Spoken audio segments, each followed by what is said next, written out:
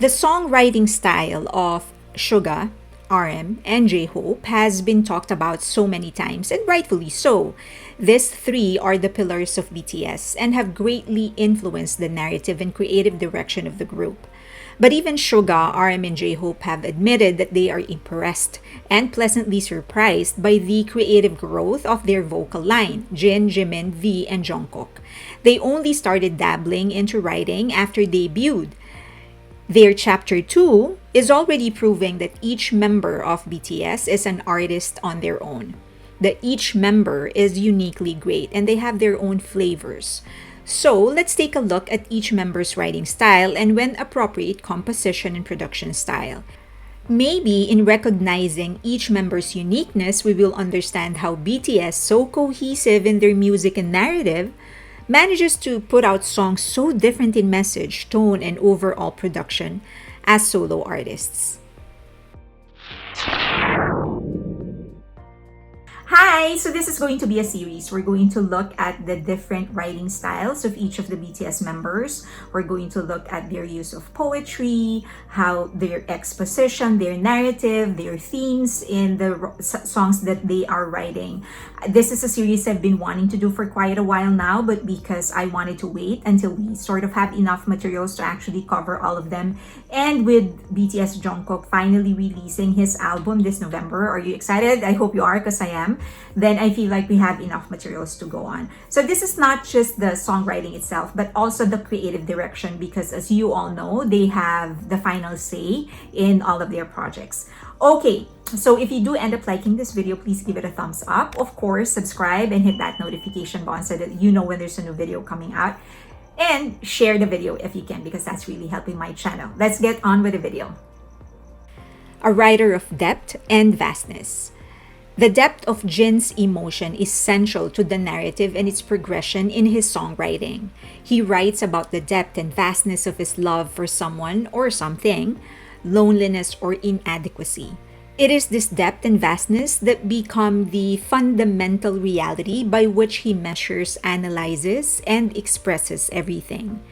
In Awake, he sings about the desire to hold on to something, and from there, he explores the inevitability of loss and his inadequacy to keep it. In Tonight, he later revealed to be a song about his sugar gliders. He sang of his longing. He then dives deeper into how each of his everyday is imprinted with what he is longing for. Moon is about wanting to be with someone, and from there explores how the person that he loves looks at him in a different way, how the world sees his glamour and beauty, but a closer look, and there is nothing but emptiness. In each of the songs he has written, the depth and the vastness of his emotions is the central theme. After establishing that depth and vastness, he usually goes into the exposition about his inadequacy to possess or keep that love or the person that he loves. Magnanimous in the purity of his love. The more he loves, the more he receives love, the more magnanimous he becomes. It's an interesting point of view to take, because in his humility, he actually elevates his humanity to an entirely different level of purity. Jin seems to always look up at love and the people he loves instead of being in its midst. In Moon, for example, he compared Army to Earth, and he is the moon, so his existence is actually dependent on Earth. He emphasized that all that matters to him is Earth. He furthers, everyone says I'm beautiful, but my sea is black. You're the one with the flowers blooming. He establishes a certain feeling of inadequacy in receiving something, for lack of a better word, divine. It almost seems like a prayer, adoration, to a loving God who doesn't need anything else for its existence. And he is a mere mortal, always needing the love, protection, and guidance of this God. Even in his early writing years, with Awake, for example, he spoke of being unable to hold on to something, but he keeps on trying to do so because that's really all he can do. He said, "It's not that I believe it, but that I want to try holding out because this is all I can do." In Moon, on the other hand, he talked about not being able to become whole without the other person. He said, "I didn't even have a name. You loved me until I met you, and now you're my reason." There is always that certain awe, an overwhelming sense of magnificence towards the person that he cares for, and he always feels inadequate to be in the receiving end. Narrative plus reflection. He has an interesting rhythm in his exposition. He starts with a narrative using mostly verbs or a description of an action before he shifts to a reflection. It very much feels like he's telling a short story. He starts by establishing the milieu, the situation, the tone, and then he starts his narrative. In Abyss, he starts by putting you in the ocean. He said, "I hold my breath and dive into the ocean. I confront a beautiful, yet sad and crying me. This is me in the darkness." So immediately he surrounds you with the rustle of the small waves, the whispers of the evening air, and the serenity of the dark sky. And then he proceeds to start his story. "I want to find you and tell you, today I want to get to know you even more." We now know this is a song directly addressing someone special, specifically himself. In The Astronaut, he starts by immediately placing you in the vastness of the universe. He said, "You and me, an unending story. Oh, you became my universe, the story of us. Like the asteroid drifting by without a destination." He immediately puts you in the middle of an empty galaxy with nothing but the warmth of the person floating with you. No yesterday, no tomorrow, no purpose, no reason. And then he proceeds to share how he has been in survival mode. "I too was just drifting along. Every dream I had was cloaked in the darkness." This entire beat actually sets the tone for when he tells Army that it is Army that makes his life worth living. Parallels with celestial themes. Celestial themes and nature, in general, are common elements in his lyrics. From the ocean, to the trees, to the sky, to asteroids, Jin seems to find the vastness of nature and the universe as a fitting parallel to his own feelings. In his very first composition, Awake, he talked about wanting to touch the sky. But his first real use of celestial elements was in Tonight. He said, "I'm there. When the moon is gone and the sun rises, the one who has been with me. Will you be gone?" It was full-on celestial parallel with Moon. He said, "How long has the moon and the earth been together like this?"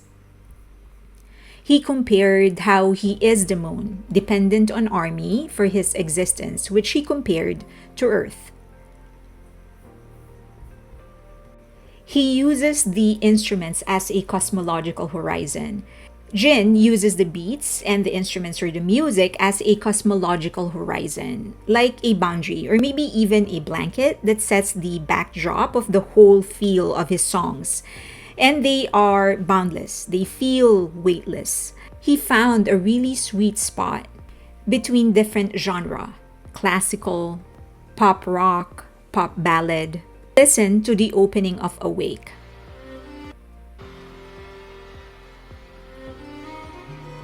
Now here is the opening of Abyss.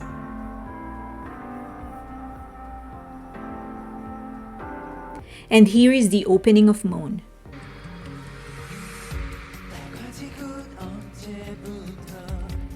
And this one is the opening of Astronaut.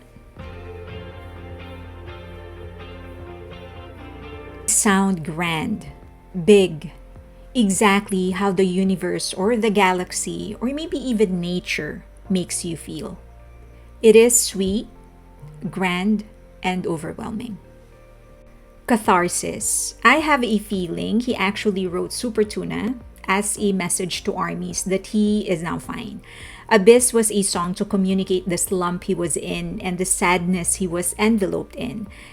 According to his own story, he wrote it during the time when he was really going through a slump. The song hits ARMY hard. When he released Super Tuna, it felt like he was telling us he is enjoying where he was already and things are looking better. So good that he is able to just write about a hobby, fishing. But even with a single verse, he managed to put his signature on it. It's a song about nature, a tuna, and it contained his usual magnanimity. In the pre chorus, he talked about being satisfied with whatever comes his way. It would be great if it's a tuna, it would be great if it's a flatfish or a mackerel or a shark. But he is Jin, so he ended up catching a tuna.